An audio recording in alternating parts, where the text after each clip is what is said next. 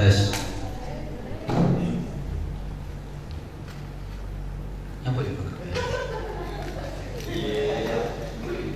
Assalamualaikum warahmatullahi wabarakatuh.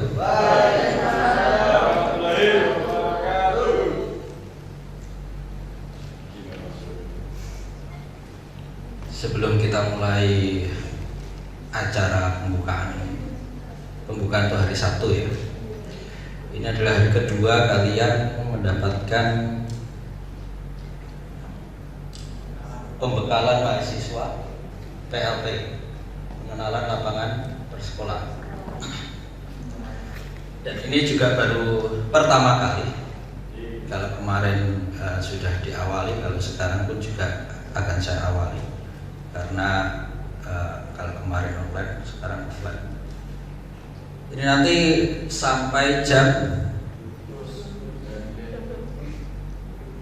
12 atau sampai maghrib.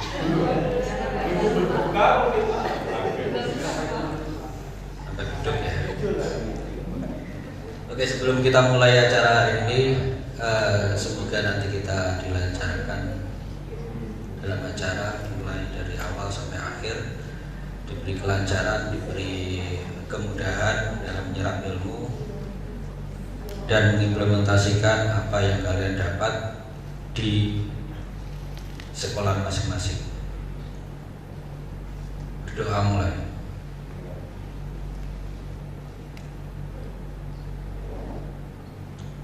Selesai. Oke, untuk hari ini, hari Sabtu, tanggal 15 ya 15 ya. 16. Oh 16 ya. Saya yang telat berarti. Tanggal 16 Juli 2022 kita mulai materi pertama kita, yaitu karakter pendidik. Saya dikasih waktu yaitu sekitar 60 menit ketika mulai jam 8 karena selesai jam 9. Karena kita mulainya jam setengah 9 kurang 2 menit, maka saya hanya punya waktu 32 menit. Dan alhamdulillah karena materinya pun juga sangat sedikit. Saya hanya menyiapkan sekitaran 9 slide. 9 slide itu pun sudah terpotong sama cover sama tag gitu. Jadi tinggal 7 menit ya. Oke, kita langsung saja. Enaknya saya jalan apa lari ya? Lari.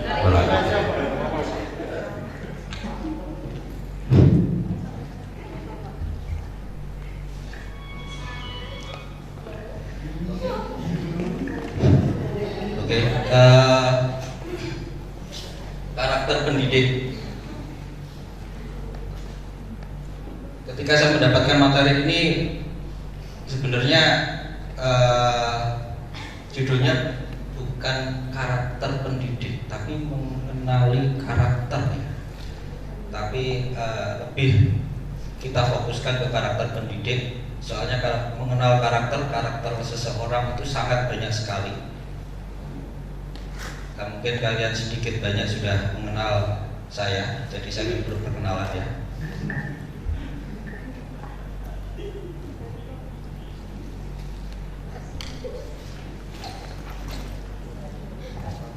Jadi dalam karakter pendidik, apa yang kalian ketahui tentang karakter?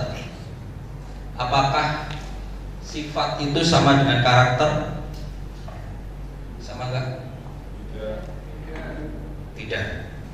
Kenapa tidak sama? Ini antara kelas A sama kelas B, ya mendirikan kubu ya.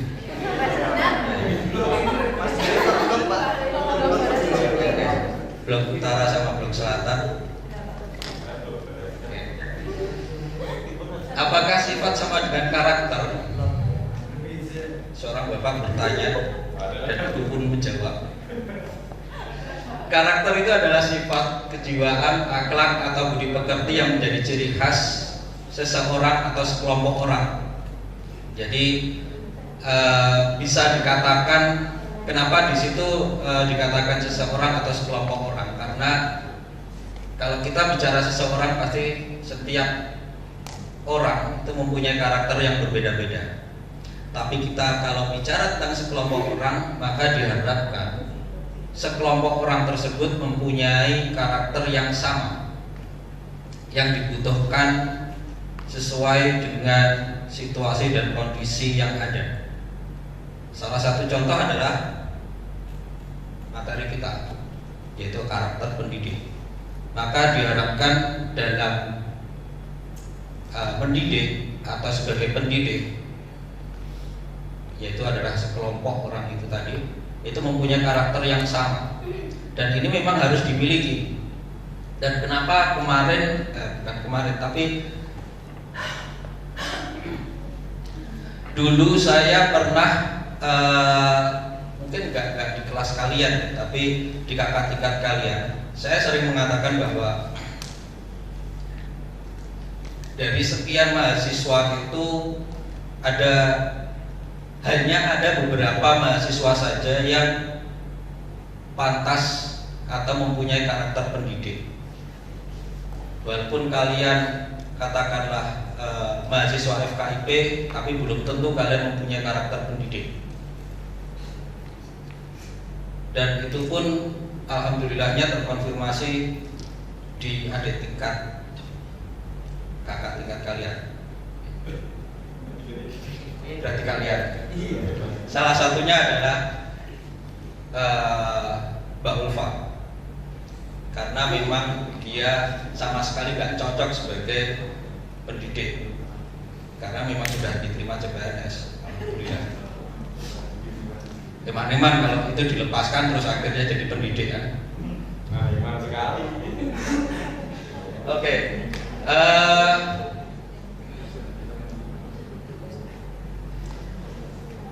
Pendidik itu adalah seorang guru yang melakukan aktivitas mendidik dalam hal ini disebut sebagai guru ya.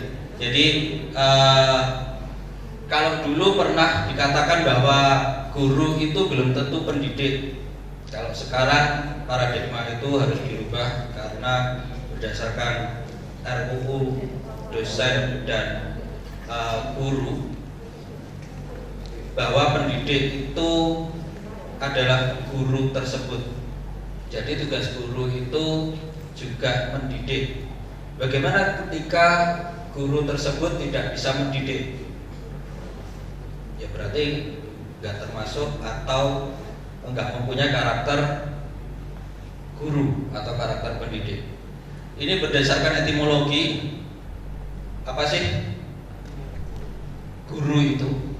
Guru berasal dari bahasa Sanskerta kalau kalian nggak tahu, tapi tahu pun juga percuma karena nggak penting.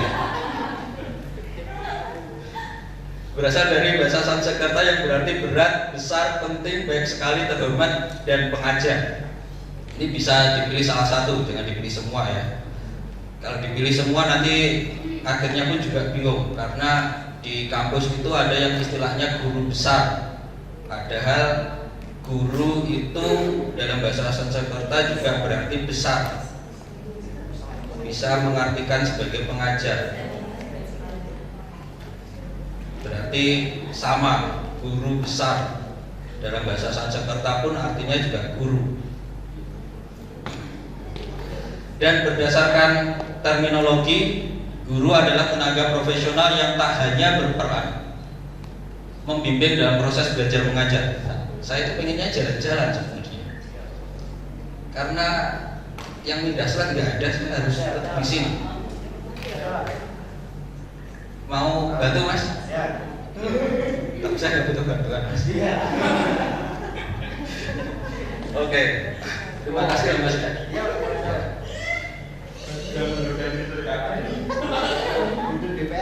Guru adalah tenaga profesional yang tak hanya berperan membimbing dalam proses belajar mengajar. Jadi seperti yang telah saya sampaikan tadi, bahwa peran guru itu tidak hanya membimbing dalam proses belajar mengajar, mereka juga sebagai pendidik. Dan bahkan, nah berdasarkan kajian teori yang diterbitkan oleh UMM, Sofan Amri, peranan guru antara lain sebagai apa?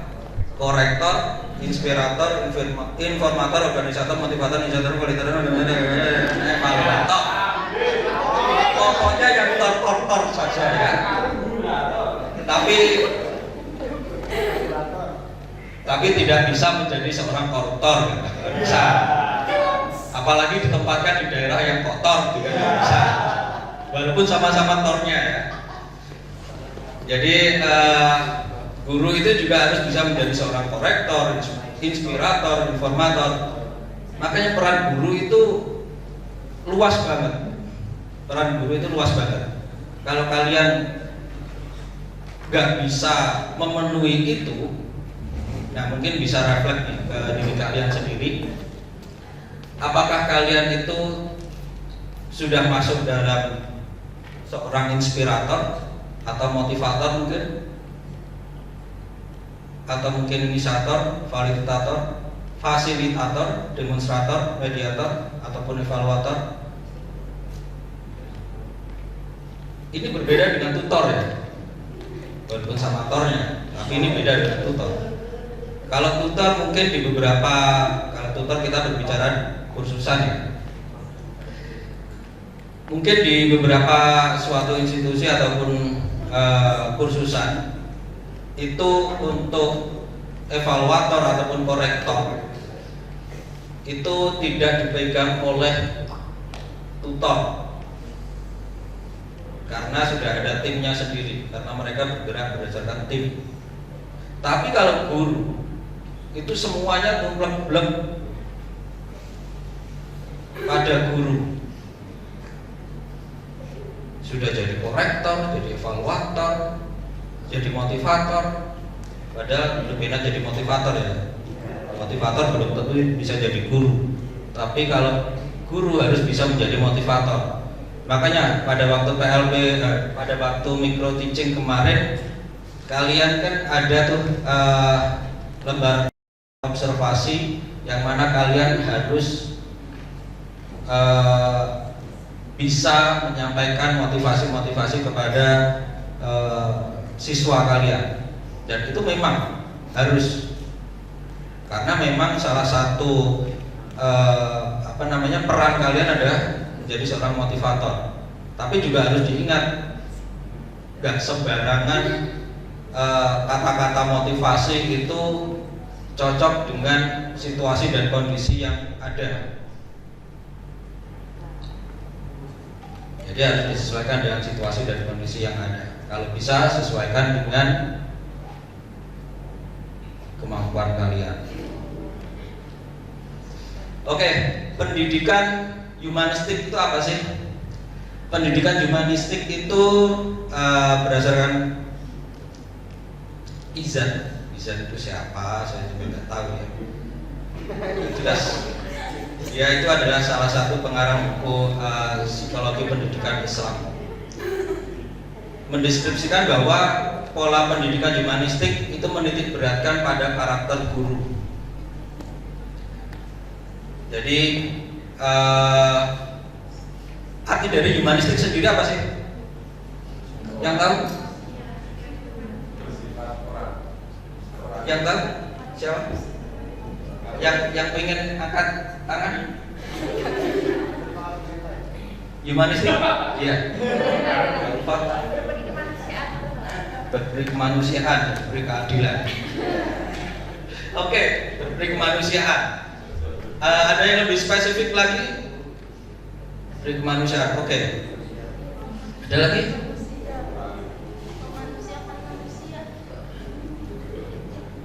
Ada lagi? Humanistik berasal dari kata human, artinya manusia. Kalau humanistik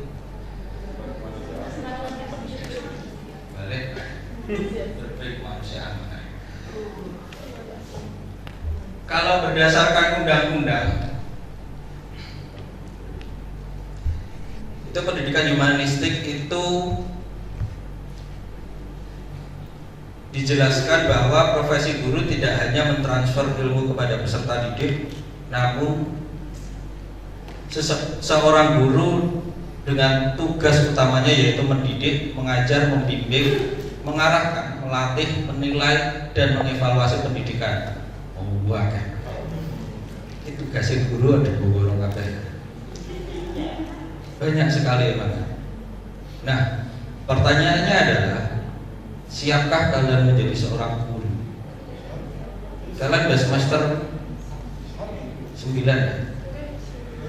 6 semester 6.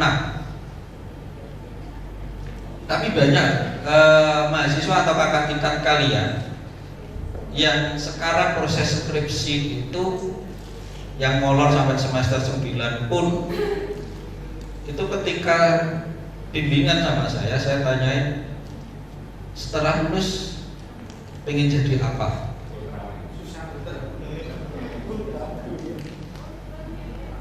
Dan mereka pun juga kebingungan menjawab. Padahal sudah sangat jelas sekali visi maupun misi FKIP Uniska Kediri. Nah, maka diharapkan bahwa minimal kalian tuh punya pandangan untuk menjadi seorang tutor, minimal tutor. Kalau guru kan sulit ya, karena tugasnya banyak banget, apalagi dosen. Saya mau cerita panjang lebar tentang dosen, nanti dikirain saya mengeluh.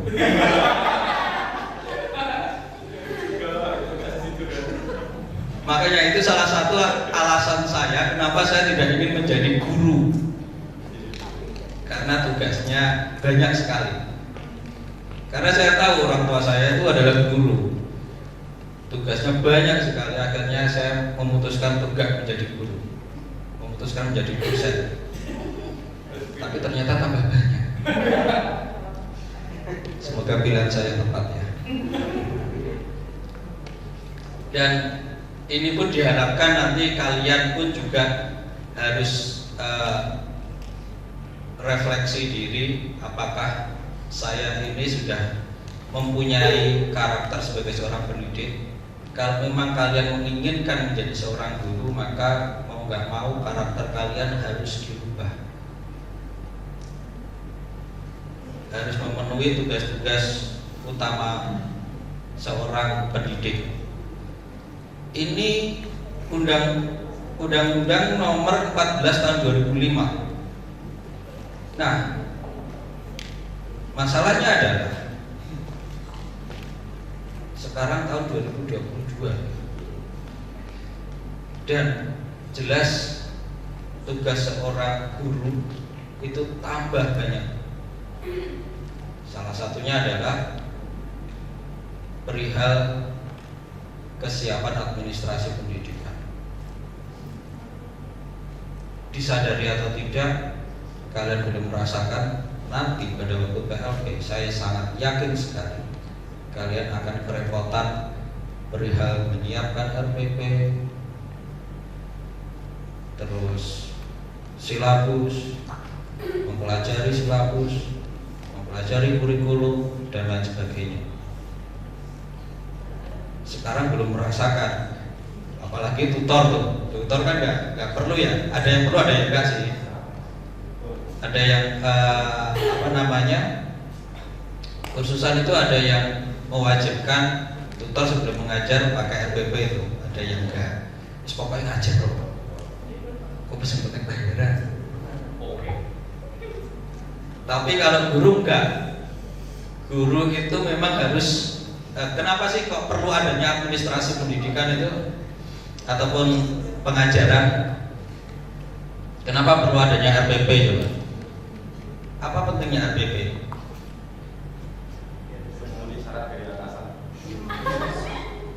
Kenapa atasan meminta kalian untuk membuat RPP?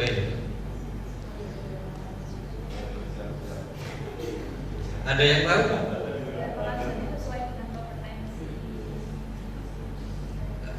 Biar sesuai dengan kompetensi. Kira-kira ada nggak ketika kalian misalkan nih kompetensi kalian kan di bahasa Inggris, terus disuruh pegang matematika, mau nggak? Ada yang mau? Kemaruh. Jadi kalau sesuai dengan kompetensi pasti, karena memang salah satu syarat menjadi seorang guru memang harus menyesuaikan dengan kompetensi mereka. Kalau guru bahasa Inggris ya memang harus menjadi kalau kompetensinya di bidang bahasa Inggris harus ngajar di bidang bahasa Inggris. Begitu juga dengan bidang-bidang yang lain. Tapi pentingnya administrasi pengajaran, kenapa kita harus membuat, kenapa kita harus tahu secara detail, kenapa kita harus katakan membuat silabus dan lain sebagainya, dan bahkan kita juga nanti kalau mau sertifikasi juga harus membuat penelitian dan lain sebagainya. Semua itu hanya untuk kontrol pemerintah terhadap guru-guru yang ada di Indonesia.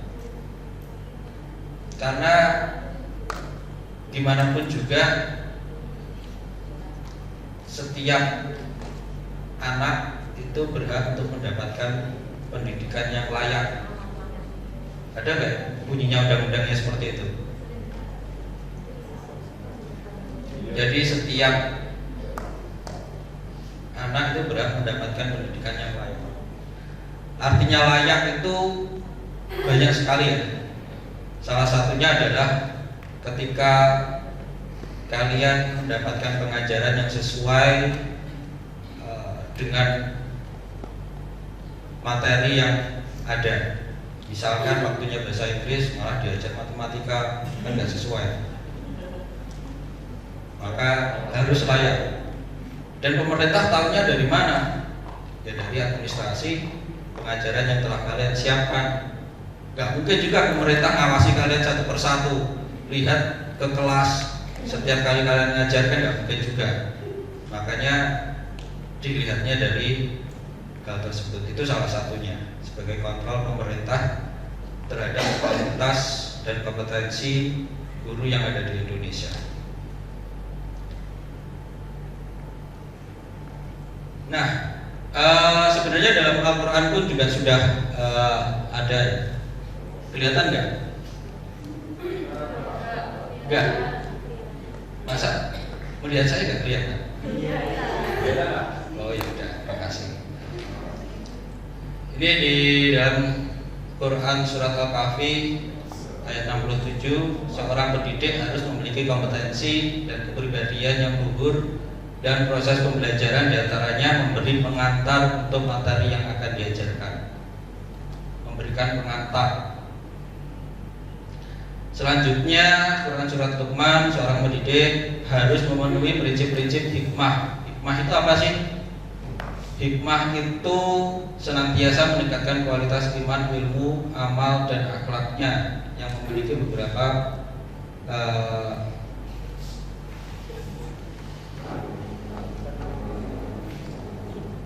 pandangan sebagai karakter pendidik. Jadi inilah mungkin salah satu perbedaan antara ustadz dengan guru. Ustadz itu apa sih? Guru. Kan guru? Ya guru. Guru belum tentu jadi ustadz, tapi kalau ustadz pasti guru. Kalau di pondok gitu, yang pernah mondok siapa ini? Pondok Ramadan. Iya, paling tidak pondok Ramadan ya. Makanya saya pun ketika ditanya pernah mondok, pernah. Bahkan saya mondok itu sekitaran 6 tahun, 12 tahun malah.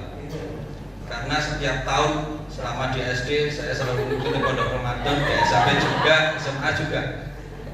Kalau mereka hanya merasakan mondok 3 tahun, kalau saya malah 12 tahun di pondok Ramadan ya. Jadi bedanya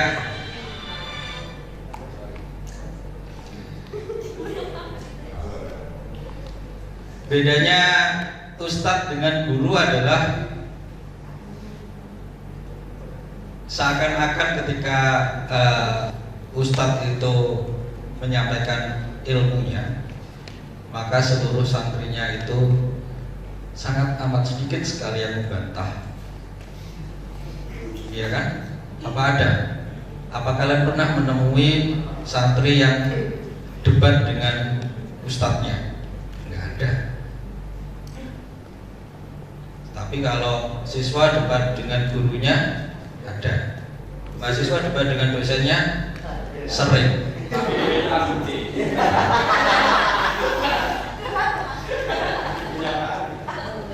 Jadi itu bedanya. Sebenarnya ada bagusnya, ada enggaknya.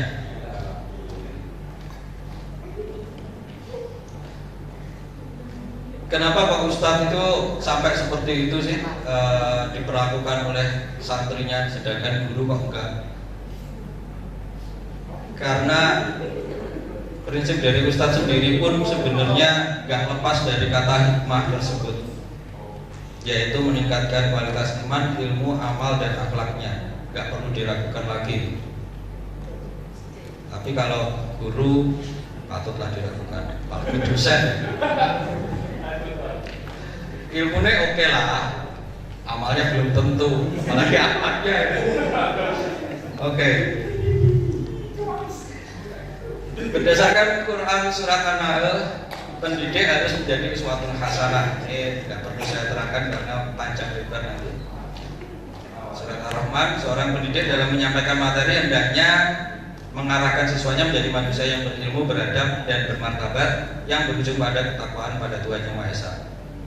Muaranya pada ketakwaan yang pada Tuhan Yang Maha Esa. Ini memang sangat penting sekali, karena seberapa tinggi pun ilmu kita, muaranya sama, yaitu adalah ketakwaan pada Tuhan Yang Maha Esa. Seharusnya orang yang berilmu tinggi, maka mereka seharusnya lebih bertakwa seharusnya. Ini berdasarkan pendapat ahli Muhammad Atiyah Al-Abrashi. Sifat guru yang harus dimiliki yaitu adalah zuhud. Zuhud itu apa? Mengajar karena mencari ridha Allah, suci dan bersih, murah hati, tegas, hormat, bersikap dewasa, mampu memahami karakteristik dan perkembangan peserta didik, kompeten dan profesional. Banyak sekali, diborong lagi. Jadi seorang guru itu memang berat, sulit sekali. Makanya nanti pun juga akan ada wacana bahwa proses untuk menjadi guru itu nggak lepas seperti proses untuk menjadi seorang dokter. Kalau kalian lulus sarjana kedokteran, maka kalian nggak secara otomatis akan menjadi dokter, ya nggak? Kalian hanya sarjana kedokteran. Begitu juga dengan guru nantinya. Kalian nggak secara otomatis akan menjadi guru ketika lulus dari FKIP. Nanti harus ada lagi yang namanya ngambil profesi, dan harus juga mengabdikan diri. Kedokteran pun juga seperti itu. Jadi baik kedokteran maupun guru ini sama-sama pentingnya. Kalau dokter itu hubungannya dengan nyawa, ya kan? Salah meresahkan atau salah menganalisa penyakit, bisa jadi nyawa taruhannya, nyawa pasiennya. Tapi satu hal yang pasti bahwa nggak mungkin dokter meresepkan untuk kelompok, kan nggak mungkin, pasti satu-satu, nggak mungkin keroyokan kan, berobat nggak mungkin keroyokan. Tapi kalau guru kan nggak, guru kan keroyokan tuh siswanya, nggak mungkin satu-satu. Jadi pasti resepnya pun juga akan beda. Setiap siswa itu mempunyai permasalahan yang berbeda-beda. maka resepnya pun juga akan beda.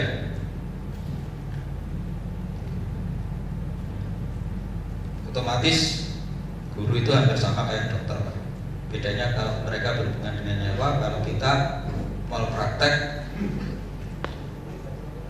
kita kesalahan kita nggak langsung berdampak pada nyawa seseorang, tapi berdampak pada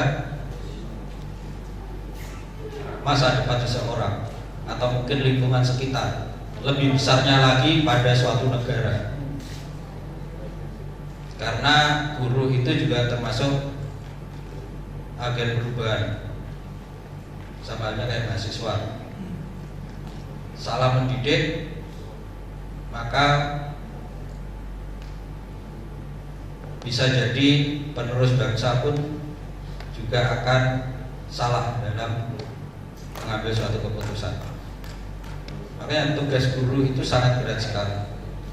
Ada satu cerita bahwa dulu pada waktu Hiroshima dan Nagasaki dibom. Nah, ini mungkin sebagian kalian sudah tahu. Di Jepang, bukan di Indonesia. Maka Kaisar Jepang itu menyuruh pemerintah setempat untuk mendata, bukan mendata korban, tapi mendata orang-orang yang selamat. Dan orang-orang yang selamat itu pun yang didata adalah guru, berapa guru yang selamat. Itu Kaisar Jepang menyuruh pemerintah setempat untuk melakukan itu. Kenapa? Karena mereka tahu bahwa peran guru dalam membangun suatu bangsa ke depan 10 ataupun 20 tahun lagi itu akan sangat menentukan suatu negara tersebut. Nah, kalian nggak perlu menunggu lama-lama ya. Karena sebentar lagi kalian akan PLP. Bisa jadi ketika kalian PLP, terus ada siswa yang katakanlah menjadikan kalian sebagai panutan, sebagai contoh, tapi ternyata kalian nggak bisa memberikan contoh yang baik. Bisa jadi mereka pun akan terjerumus. Bisa jadi seperti itu. Maka dari itu, walaupun kelihatannya hanya praktek mengajar di sekolah dan hanya beberapa pertemuan saja di sekolah tersebut, itu juga akan mempengaruhi pandangan siswa terhadap pendidikan itu sendiri. Banyak yang menganggap bahwa bahasa Inggris itu sulit. Mungkin dengan adanya kalian di sekolahan bahasa Inggris itu, kalian bisa merubah paradigma itu. Oh, ternyata setelah diajar kakak tersebut, saya menganggap bahwa bahasa Inggris itu gak sulit ternyata, tapi sangat sulit.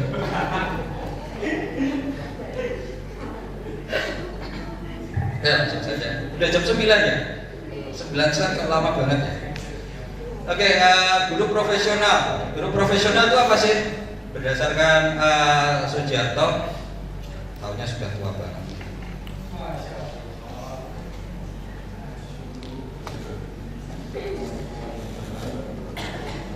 Yaitu menyusun pengajaran yang sistematis sehingga tercapai tujuan pembelajaran, dapat memilih teknik ataupun metode mengajar, media dan jenis evaluasi yang tepat untuk mencapai tujuan pendidikan, dan memahami secara sadar akan arti tugasnya sebagai kepentingan bangsa dan negara.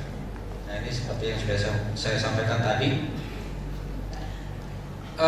Yang perlu saya garis bawahi di sini, poin utamanya semuanya sama sih. Hanya saja yang perlu saya garis bawahi di sini adalah memilih teknik ataupun metode mengajar. Jadi bisa jadi nanti kalian ketika kalian ngajar, kalian kan nanti merancang RPP itu, teknik pengajaran, strategi pengajaran, metode pengajaran, kalian tulis semua di situ. Dan ketika kalian datang di kelas ternyata nggak sesuai dengan ekspektasi kalian, mau mempraktekkan itu tapi kelasnya nggak kondusif, kalau dipaksakan pun juga nggak memungkinkan, maka jangan paksakan. Kalian harus kreatif, harus inovatif untuk memilih teknik ataupun metode mengajar yang sesuai dengan situasi dan kondisi. Dalam RUU Guru dan Dosen, pengertian kata profesional adalah kegiatan yang dilakukan seseorang dan menjadi sumber penghasilan kehidupan yang memerlukan keahlian, kemahiran, ataupun kecakapan yang memenuhi standar mutu atau norma tertentu, serta memerlukan pendidikan profesi. Nah, ini nanti, ini masih RUU ya, masih rancangan pendidikan profesi tersebut. Tidak tahu kalau sekarang sudah disahkan, tapi nanti ada kemungkinan kalian lulus gak memerlukan pendidikan profesi itu, kemungkinan. Menurut Adele Novin dan John Tucker, profesional adalah tingkat penguasaan dan pelaksanaan terhadap 3 hal, yaitu pengetahuan, keterampilan, dan karakter. Jadi diharapkan kalian pun juga harus mengenali karakter siswa kalian. Kalau yang mendapatkan SMA yang favorit itu mayoritas karakternya hampir sama semua. Tapi kalau mendapatkan SMA yang non favorit itu sangat beragam sekali.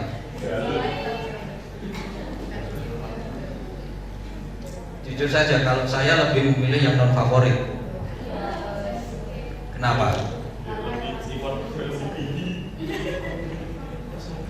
Bukan karena membutuhkan effort yang lebih tinggi, enggak. Salah bener, enggak tahu.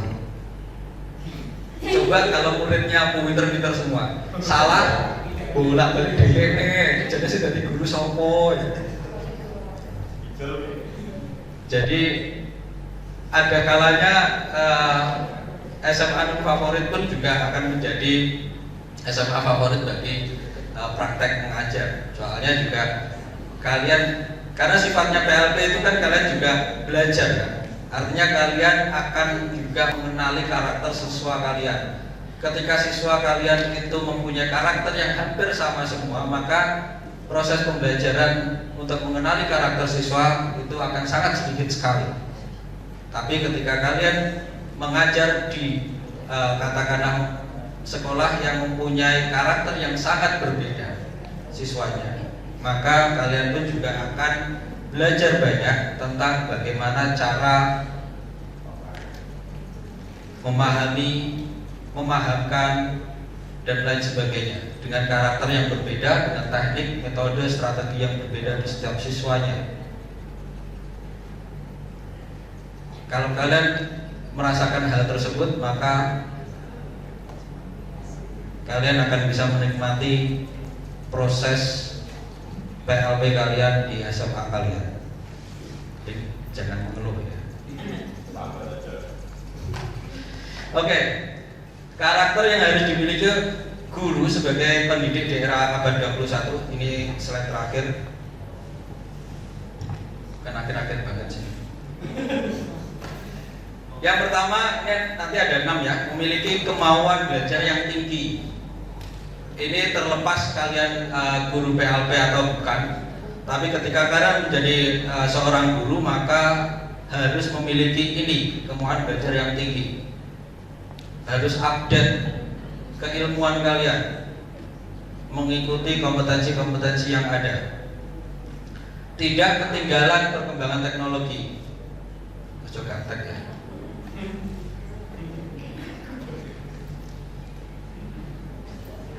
Guru tahun 90-an itu guru yang paling sulit. Tapi kalian kan tahu, bukan tahun 90-an. Kenapa kok paling sulit? Karena dulu itu belum ada komputer, adanya mesin ketik, Jadi mereka merasakan tuh yang namanya kesulitan ngetik di mesin ketik. Setelah paham, setelah bisa, muncullah yang namanya komputer. Belajar lagi komputer. Muncul lagi yang namanya HP Android. Mau nggak mau harus bisa menyesuaikan pembelajaran yang berdasarkan HP Android atau iPhone. Muncul lagi yang namanya yang era digital 4.0, yaitu berdasarkan LMS, pakai blended learning dan lain sebagainya. Dan itu pun juga harus belajar lagi. Sangat banyak sekali yang harus dipelajari.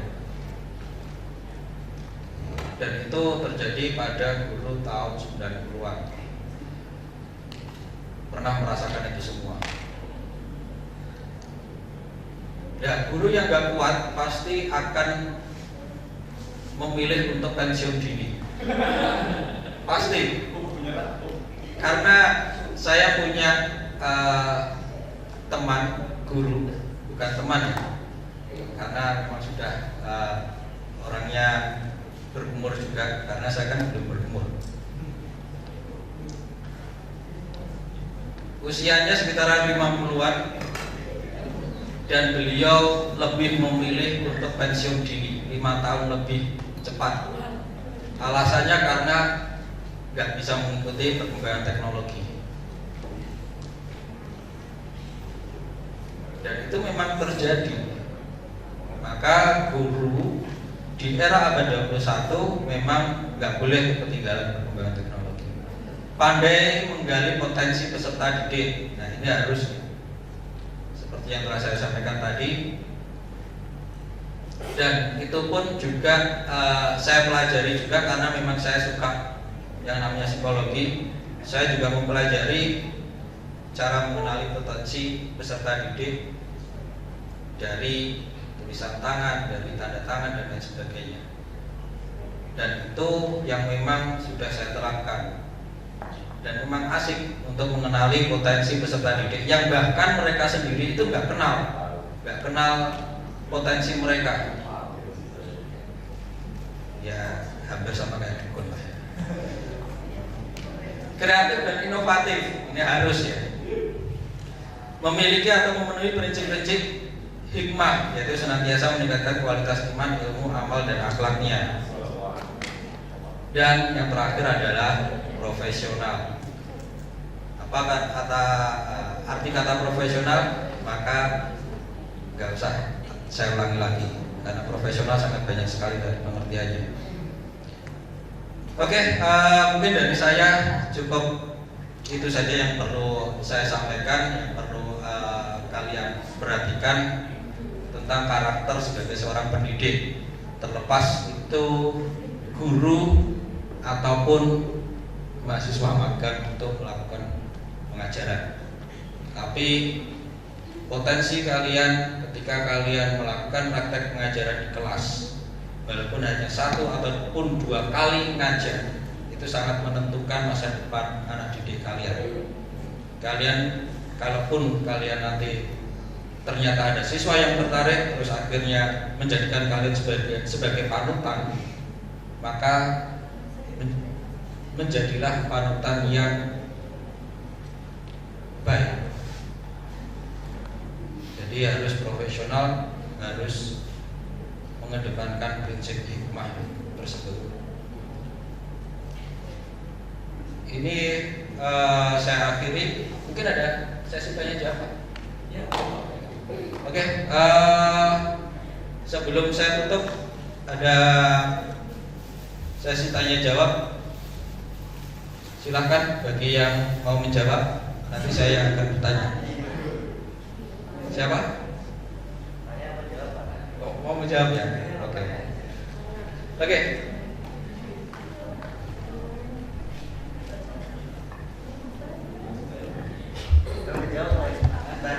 Iya, nanti menjawab saya. Oke. Baik, boleh bantu. Dari Kenal lagi nggak? kampus mana? Kampus mana?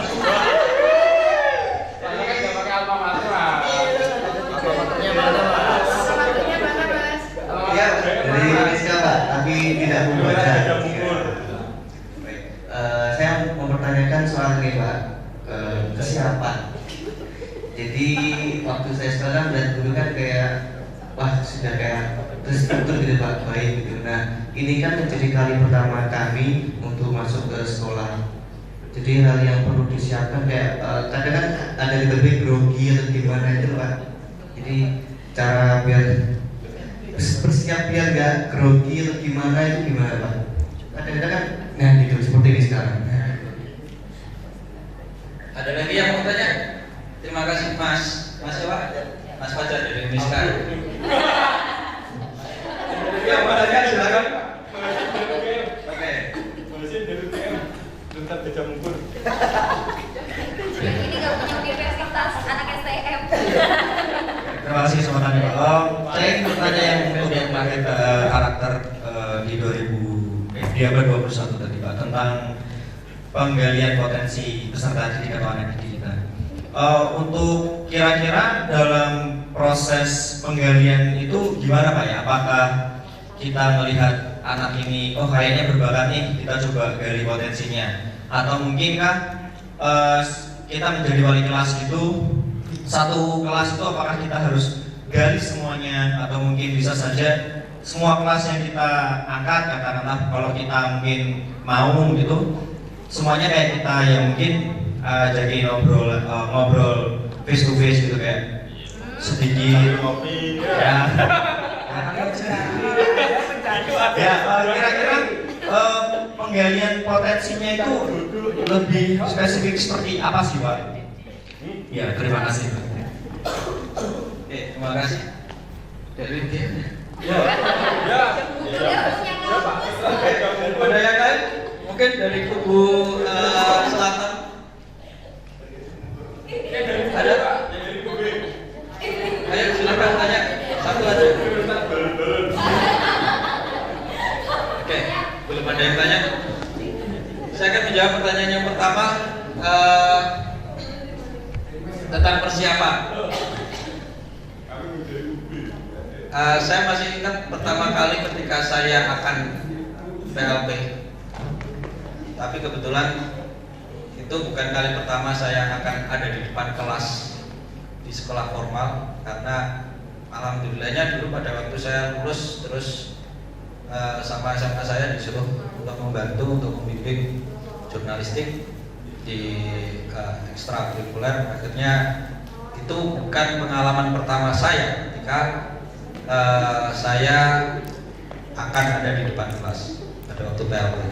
Tapi satu hal yang pasti adalah yang selalu saya siapkan yaitu nonton stand up comedy. Ya.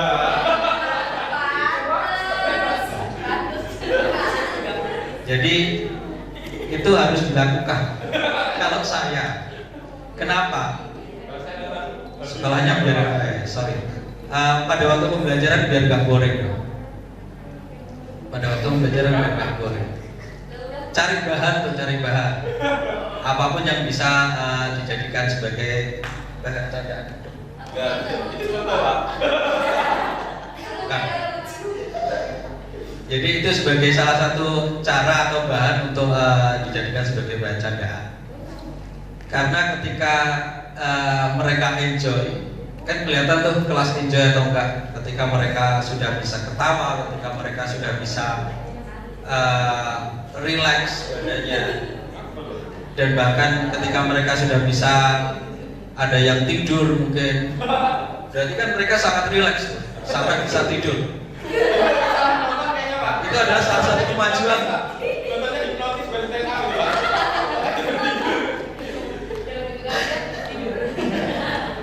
Yang pada waktu tidur nanti saya sugesti. Jadi apa namanya, mencari bahan candaan itu satu hal yang remeh, tapi saya anggap itu adalah hal yang penting agar nggak boring. Kalau kelas terlalu kaku juga nggak enak, ya kan? Kalau terlalu nyantai juga nggak enak. Kalau terlalu nyantai kalian nanti tidur semua. nanti. Itu hal pertama yang harus saya siapkan. Yang kedua adalah ketika pertama kali masuk kelas, yaitu